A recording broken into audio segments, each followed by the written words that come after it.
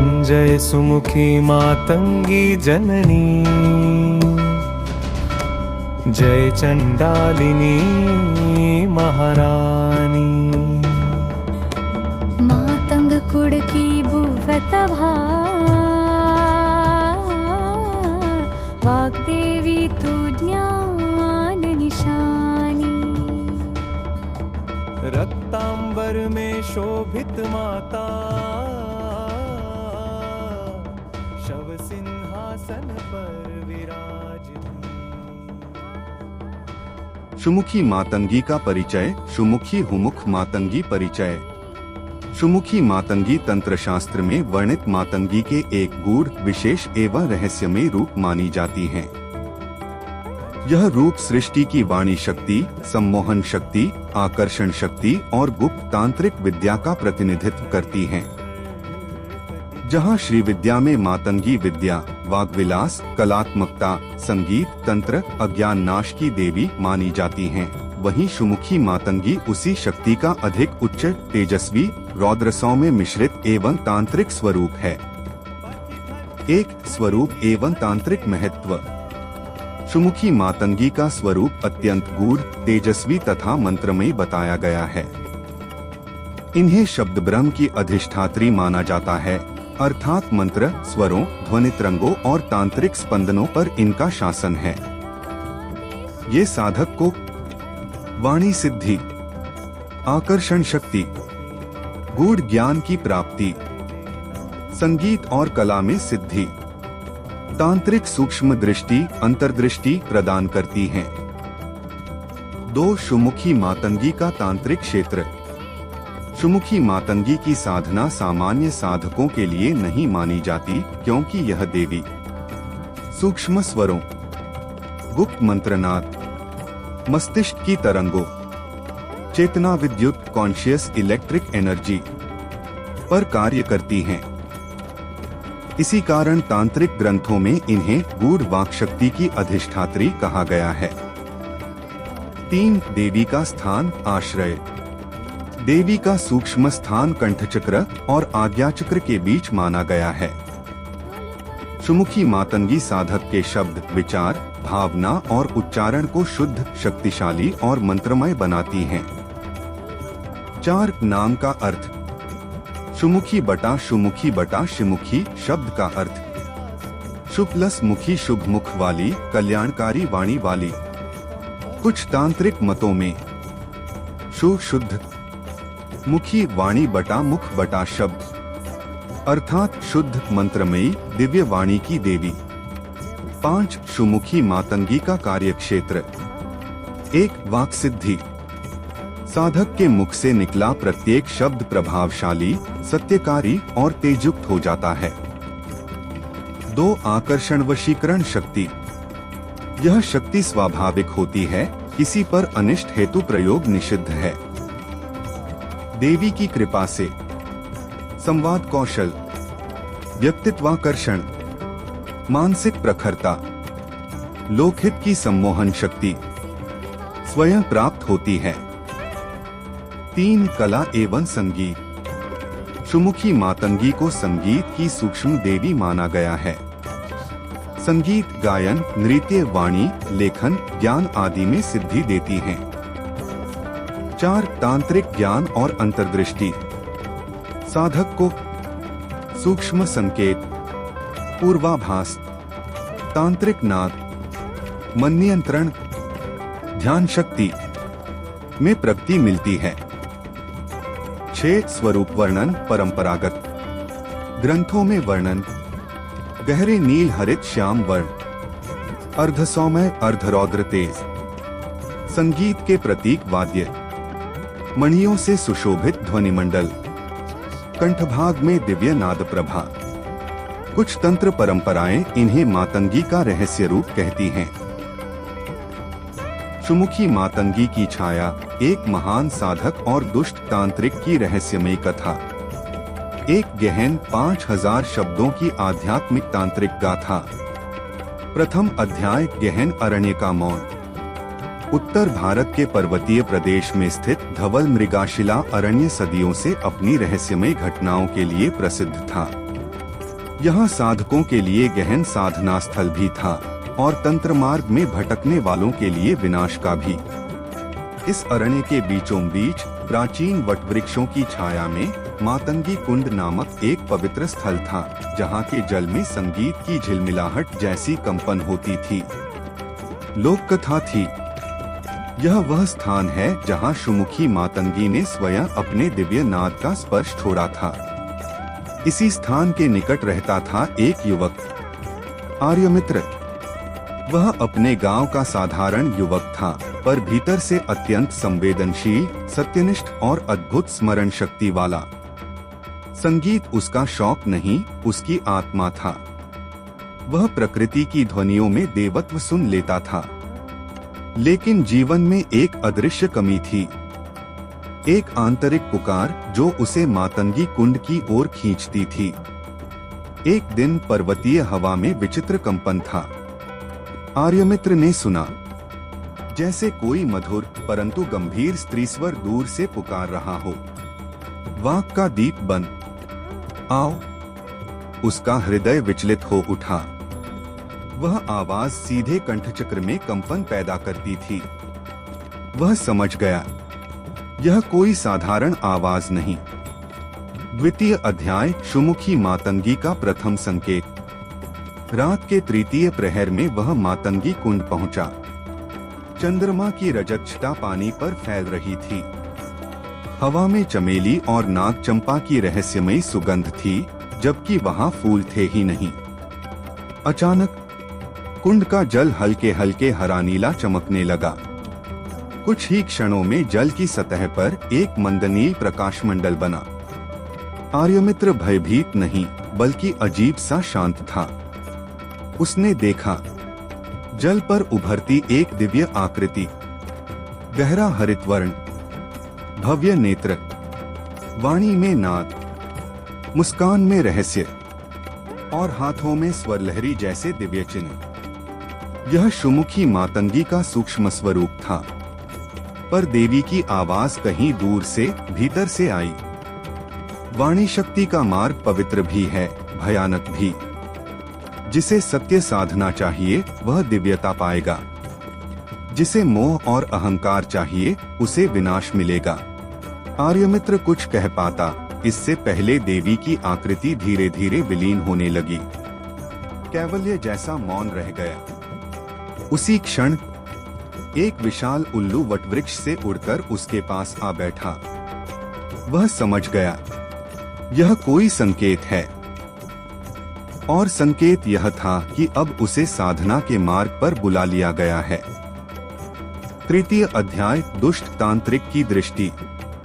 उसी समय पहाड़ की दूसरी ओर रहता था दुष्ट और कुपथगामी तांत्रिक असुरनाथ। वह वर्षों से सुमुखी मातंगी की वाणी सिद्धि पाना चाहता था, लेकिन उसके भीतर लोभ था, शक्ति की भूख थी, और तांत्रिक अहंकार उसकी चेतना को नष्ट कर चुका था। उसने कई बार मातंगी कुंड में साधना करने का प्रयास किया, लेकिन प्रत्येक बार स्वर बिगड़ जाते, मंत्र विकृत हो जाते, और कुंड का जल काला होकर उसे पीछे धकेल देता। असुरनाथ को क्रोध था कि क्यों देवी उसे स्वीकार नहीं करती। एक रात उसे एक संकेत मिला। एक चमकदार हरा उल्लू पर्वत की चोटी पर दिखा, पर वह उल्लू देवी का नहीं, छाया ऊर्जा का था। उसे पता चला, देवी किसी नए साधक को स्वीकार कर रही हैं। असुरनाथ के भीतर ईर्ष्या की आग भड़क उठी। अगर वह साधना में सफल हो गया, तो मेरी साधना व्यर्थ हो जाएगी। उसे मारना होगा। उसका संकल्प अंधकार में बदल गया। चतुर्थ अध्याय, साधना का प्रारंभ। अगले दिन भोर में आर्यमित्र के पास एक वृद्ध सन्यासी आया। ऋषि आत्रेय, जिन्हें गांव वाले वनगुरु कहते थे। उनके चेहरे पर दिव्य तेज था। उन्होंने बिना कुछ पूछे कहा, तुम्हें बुलाया गया है। तुम में वाणी शक्ति का बीज है। सुमुखी मातंगी ने तुम्हें स्वीकार किया है। यदि तैयार हो तो साधना की दीक्षा दूं। आर्यमित्र ने प्रणाम किया। फिर शुरू हुई सुमुखी मातंगी की महान साधना। पंचम अध्याय वाक दीक्षा। ऋषि आत्रेय ने उसे प्रथम मंत्र दिया, त्रि श्री मातंग्य सुमुख्य वाग्देव्य नमः। फिर उन्होंने चेताया, साधक को 41 दिनों तक मौन का पालन करना होगा। केवल मंत्र का जप ही वाणी का उपयोग होगा। कंठचक्र गर्म हो जाएगा, घबराना नहीं। मन में छिपे हुए संस्कार ऊपर आएंगे, उनसे लड़ना होगा। साधना के प्रथम स्तर पर देवी चेतना की परतें खुलेंगी और अंत में तुम्हें यह भी जानना चाहिए कि अरण्य में एक दुष्ट तांत्रिक है। वह तुम्हें रोकने का प्रयत्न करेगा। सुमुखी मातंगी स्वयं रक्षा करेंगी। षष्ठ अध्याय साधना के घोर संघर्ष। पहले 11 दिन कठिन थे। कभी अंदर से भारी गर्जना, कभी जलन, कभी मंत्र में स्वर गलत हो जाता, कभी अंधेरे में से फुसफुसाहट सुनाई देती, कभी अव्यक्त भय। पर हर बार जब वह मंत्र का उच्चारण करता, वातावरण में एक मधुर परंतु तेजस्वी नाद फैल जाता। शु, मु, खी और भय चला जाता।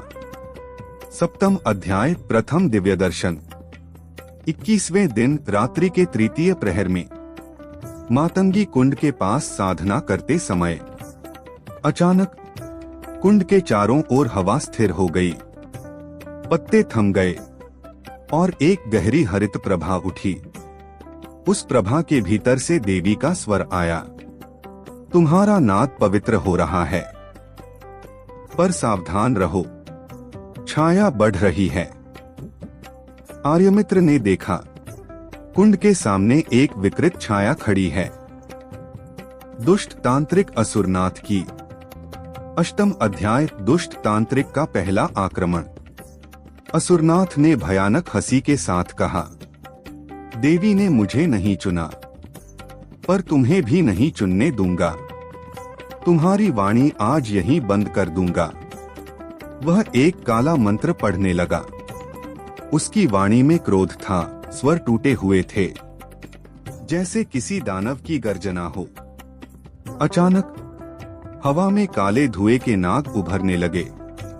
आर्यमित्र भयभीत हुआ, लेकिन उसने मंत्र जपना शुरू किया, त्रि श्री मातंग्य सुमुख्य नमः। और तभी कुंड से उभरी एक तेजस्वी नीलहरित तरंग और नागों को छिन्न कर दिया। असुरनाथ पीछे फेंका गया, चीखा और अंधेरे में गायब हो गया। देवी की आवाज फिर आई, उसका अहंकार उसे नष्ट करेगा, तुम्हारा धैर्य तुम्हें अनंत देगा। आर्यमित्र ने प्रणाम किया। नवम अध्याय साधना की पराकाष्ठा। 41वें दिन साधना का अंतिम चरण आया। यह सबसे कठिन था। कंठ और आज्ञा चक्र के बीच तीव्र कंपन उत्पन्न हो रहा था। मंत्र के हर जप के साथ नाद तेज, प्रकाश बढ़ता, चेतना विस्तृत, दृश्य बदलते और अचानक एक मध्य रात्रि को आर्यमित्र एक सूक्ष्म लोक में पहुंच गया। यह नादलोक था, जहां आकार, ओंकार, बीजाक्षर, स्वर, झंकार सब जीवित ध्वनियां थीं। वहां सुमुखी मातंगी विराजमान थीं, हजारों स्वरचक्रों से घिरी, दिव्य दीप्ति से परिपूर्ण, वाणी की अधिष्ठात्री। उन्होंने कहा, तुमने साधना का प्रथम पूर्णत्व प्राप्त किया है, पर अंतिम परीक्षा शेष है। दुष्ट तांत्रिक लौटेगा छाया रूप में। दशम अध्याय दुष्ट तांत्रिक का अंतिम युद्ध। साधना के 41वें दिन की रात्रि, मातंगी कुंड के निकट असुरनाथ पूरी शक्ति के साथ लौटा। इस बार उसके शरीर का आकार बदल चुका था। उसके नेत्र लाल, त्वचा राख जैसी और स्वर विकृत था। उसने अंधेरे का तांत्रिक मंत्र पढ़ा, काल निषेध स्वाहा। आकाश काला हो गया, धरती कांप उठी। असुरनाथ ने कहा, तुम्हारी वाणी आज समाप्त। आर्यमित्र ने शांत भाव से मंत्र जपा। त्रि श्री मातंग्य सुमुख्य वाग्देव्य नमः। और तभी देवी सुमुखी का प्रचंड प्रकाश प्रकट हुआ। देवी ने कहा, असुरनाथ, वाणी अंधकार की दासी नहीं, वह केवल सत्य और प्रकाश की साथी है। असुरनाथ ने चिल्लाते हुए कहा, मैं शक्तिशाली हूँ, मैं तुम्हारा अधिकारी हूँ। देवी का उत्तर, अधिकार? वाणी उन्हें मिलती है जिनके भीतर विनम्रता हो। तुमने केवल लोभ साधा है। एक तेजस्वी ध्वनितरंग निकली और असुरनाथ का अंधकार शरीर चूर चूर होकर धुएं में विलीन हो गया। कहीं दूर से उसकी अंतिम चीख सुनाई दी और फिर पूर्ण मौन। 11 अध्याय वाणी सिद्धि का वरदान। युद्ध समाप्त हुए कुछ ही क्षण हुए थे कि देवी का दिव्य स्वर वातावरण में भर गया। आर्यमित्र, तुमने अपने मन को जीता है, भय को जीता है, अहंकार को पराजित किया है। अब तुम वाक्दीप बनोगे। तुम्हारी वाणी सत्य बोलेगी, धर्म को उठाएगी और अंधकार को मिटाएगी। देवी ने अपने हाथ से एक हरितनी ज्योति उसके कंठ में स्थापित की। आर्यमित्र ने अनुभव किया, उसके शब्दों में गूंज, उसके स्वर में शक्ति, उसके विचारों में प्रकाश और उसके हृदय में अपार करुणा उभर रही है। 12 अध्याय दिव्यता का प्रसार। साधना पूर्ण होकर वह गांव लौटा। अब उसके शब्द मनुष्य को शांत कर देते, रुग्ण मन को ठीक कर देते, विवाद में सामंजस्य ला देते और दुखी को सांत्वना दे देते। लोग उसे वाणी ऋषि कहने लगे। उसने कभी सिद्धि का अहंकार नहीं रखा।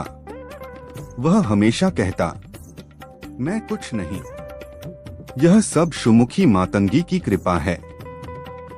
वर्षों बाद धवल मृगाशिला अरण्य में एक नया मंदिर बना, सुमुखी मातंगी मंदिर, जहां आज भी आर्यमित्र की वंश परंपरा साधकों को मंत्र दीक्षा देती है।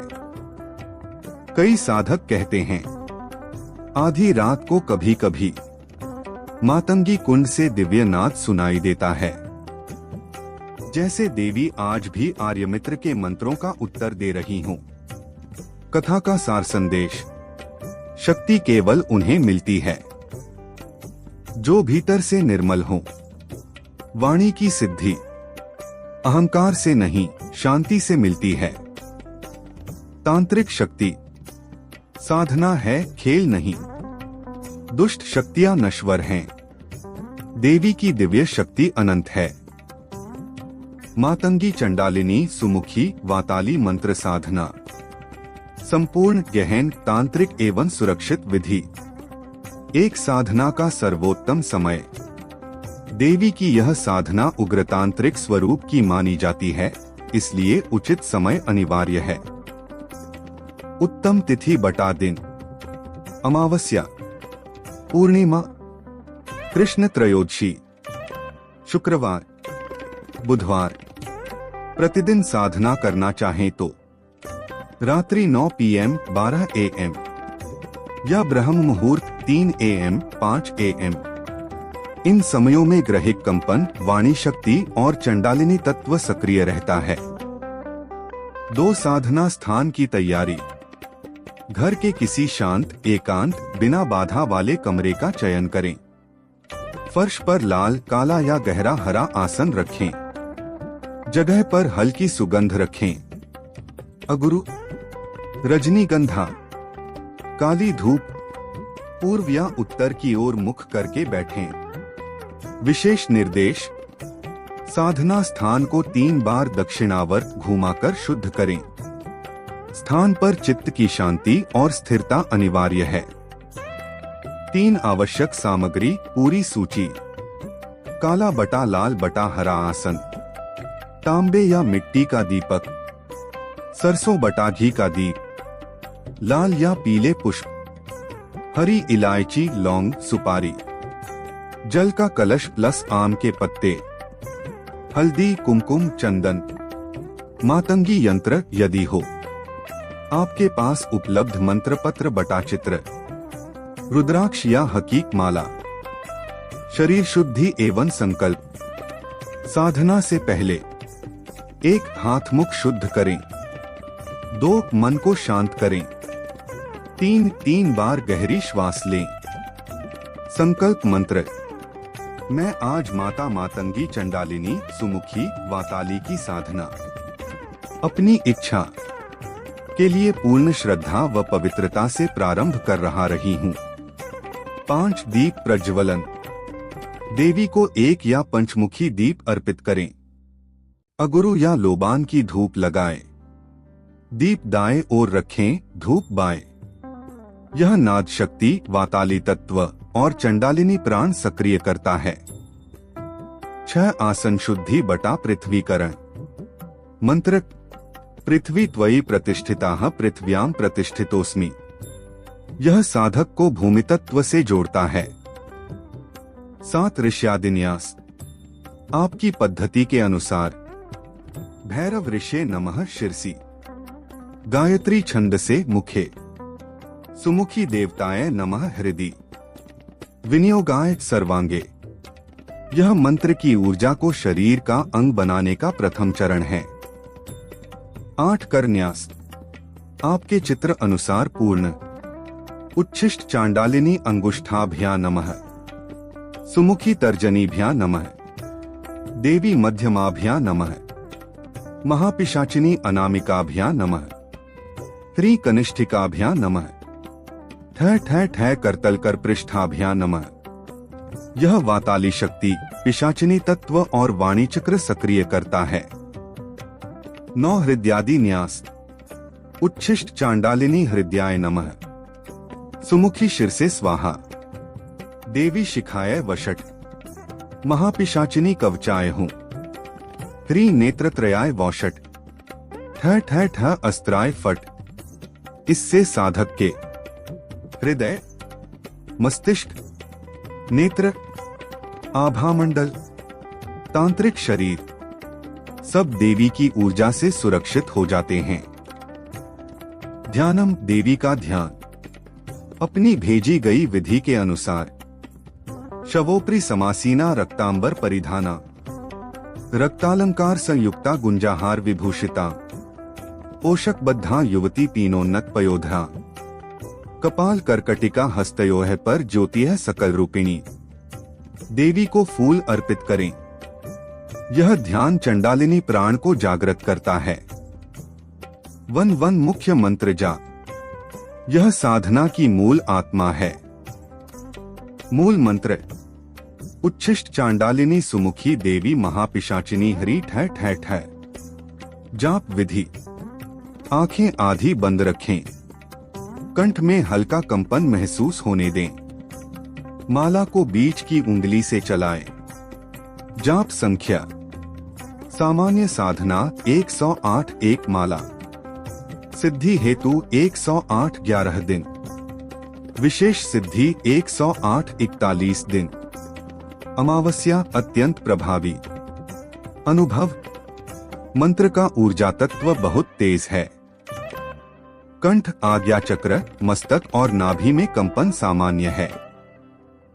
1-2 हवन वैकल्पिक पर अत्यंत प्रबल। जाप का 1/10 भाग आहुतियाँ। आहुति मंत्र। उच्छिष्ट चांडालिनी सुमुखी देवी स्वाहा। आहुति सामग्री। तिल, गुड़, समिधा। यह नकारात्मक ऊर्जा का तुरंत नाश करता है। 1-3 साधना के दौरान आने वाले संकेत लक्षण। यदि साधना सही दिशा में जा रही हो तो शरीर में हल्की कंपन, सिर के ऊपर गर्मी, आंखों में हल्का हरा लाल प्रकाश, तेज सुगंध का आना, देवी का रूप झलक ध्यान में। ये सभी सकारात्मक साधन लक्षण हैं। 1-4 साधना का समापन। दोनों हाथ जोड़कर नमस्कार करें। पूर्णमदः पूर्णमिदं पढ़े। देवी को पुष्प जल अर्पित करें। दीप को स्वयं बुझने दें। विशेष साधना पूर्ण होने के 5-7 दिनों बाद फल स्पष्ट रूप से प्रकट होने लगता है। 1-5 साधना के सिद्ध लाभ।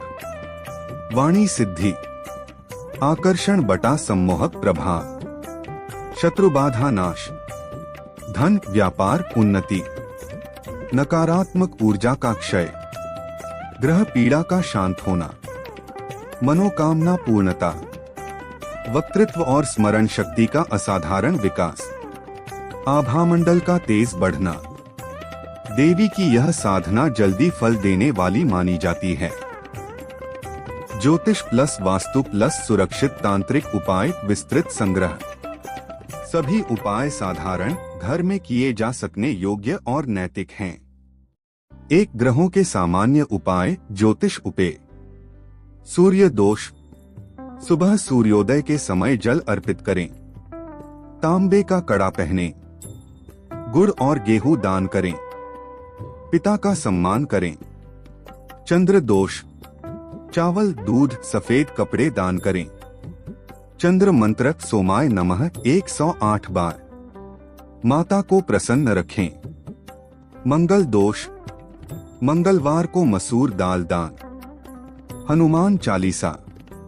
तांबे के लोटे में जल भरकर पीना। लाल वस्त्र दान। बुध दोष। हरी मूंग दाल दान। बुध मंत्र बुम बुधाय नमः। बुधवार को हरा वस्त्र पहने। गुरु दोष। विष्णु सहस्रनाम। पीली दाल दान। गुरुवार को नमक वर्जित। शनि दोष। शनि मंदिर में तिल का तेल। श्रम दान सेवा। काला वस्त्र दान। राहु दोष। सरसों के तेल का दीप। कोयला कंबल दान। राहवे नमः। केतु दोष। नींबू लौंग अर्पण। कुत्ते को भोजन। केतवे नमः। 2 वास्तु उपाय वास्तु उपाय। उत्तर पूर्व ईशान। यहाँ मंदिर रखें। गंदगी पूरी तरह वर्जित। एक छोटा शंख रखें। दक्षिण पश्चिम नैऋत्य। भारी फर्नीचर रखें। तिजोरी रखनी सर्वोत्तम। दक्षिण पूर्व अग्नि। रसोई यहाँ शुभ। ऊर्जा बढ़ाने हेतु लाल बल्ब। उत्तर पश्चिम वायव्य। अतिथि कक्ष यहाँ श्रेष्ठ। रिलेशनशिप बढ़ाने हेतु चांदी का कलश। मुख्य द्वार स्वच्छ रखें, कोई जूता नहीं। पीली हल्दी जल छिड़के। तुलसी का पौधा पास रखें। धन वृद्धि वास्तु। तिजोरी पश्चिम दिशा में। तिजोरी का मुख उत्तर की ओर। हरे लाल कपड़े में 7 गोमती चक्र रखें। 3 ऊर्जा शुद्धि एवं सुरक्षा उपाय उपचार। घर की नकारात्मक ऊर्जा साफ करने का सरल उपाय।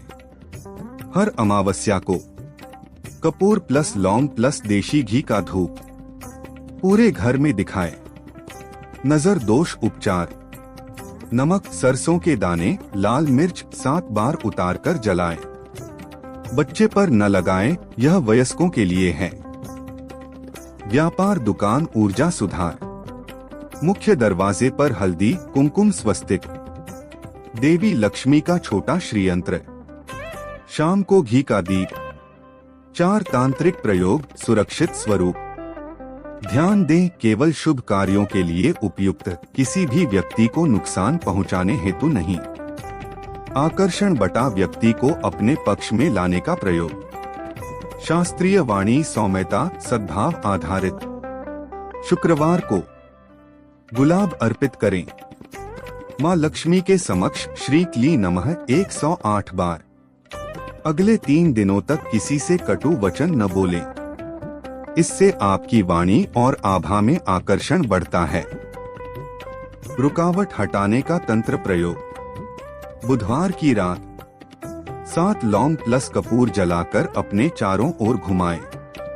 तत्पश्चात हनुमान चालीसा। यह रुकावट, बाधा, टालमटोल दूर करता है। व्यापार खोलने ठहरा हुआ व्यापार चलाने का प्रयोग। पीला कर्पूर, हल्दी, गुड़, चावल, इनसे बनी धूप अमावस्या की शाम दुकान में करें। बहुत प्रभावी माना गया है। 5 तंत्र कट विधि, नकारात्मक ऊर्जा काटने की सुरक्षित प्रक्रिया। यह किसी पर हमला करने या हानि पहुंचाने की प्रक्रिया नहीं है। यह केवल सेल्फ प्रोटेक्शन है। विधि: शनिवार रात 9-10 बजे। हाथ में काला धागा। नीचे यह मंत्र 21 बार। नमो भगवते वासुदेवाय। फिर धागे को शरीर पर 3 बार उल्टी दिशा में घुमाकर जला दें। आपके ऊपर की नकारात्मक ऊर्जा अंत होती है। 6 महान टोटके घर में किए जा सकने योग्य और सुरक्षित। धन वृद्धि टोटका। शुक्रवार, पीली कौड़ी 7 हल्दी में रंगकर लाल कपड़े में रखें। तिजोरी में स्थापित। कर्ज मुक्ति टोटका। मंगलवार, एक सुपारी पर सिंदूर केसर लगाएं।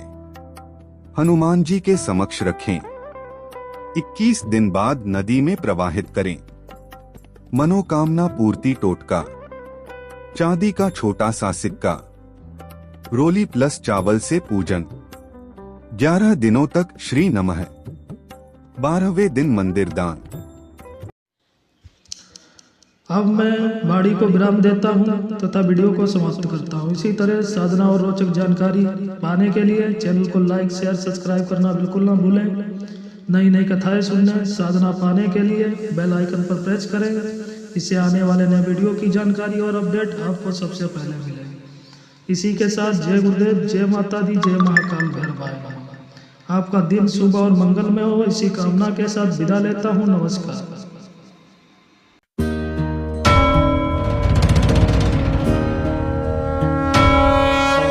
वंजय सुमुखी मातंगी जननी, जय चंडालिनी महारानी। हे मातंग कुल की दिव्य त्रबावा, वग्देवी तू ज्ञान निशानी। फिर रक्तांबर में शोभित माता शव सिंहासन पर विराजती।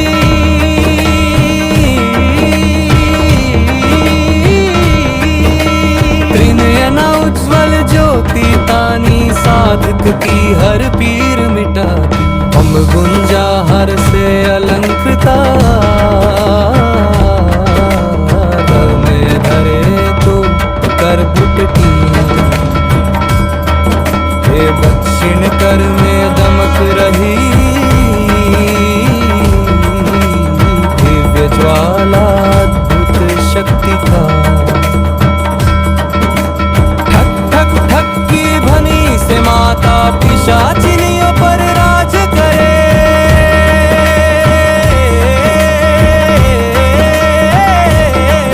योगिनियां भी शीश झुकाए, तेरा देश स्वयं धरे।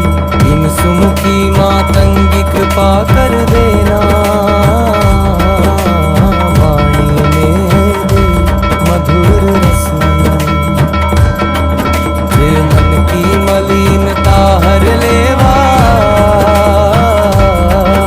दिव्यता का परम प्रकाश। ओ चंडालिनी रूप अघोर विराजे, किंचित भयभीत करे जग को। बल पर भक्त तुम्हारे न डर पापे, तू रखवाली करती उनको। छल्क करण निनाद तेरा सुनते, कंपन भर आता। तो चाँद साधक अशुभ सब काट सके,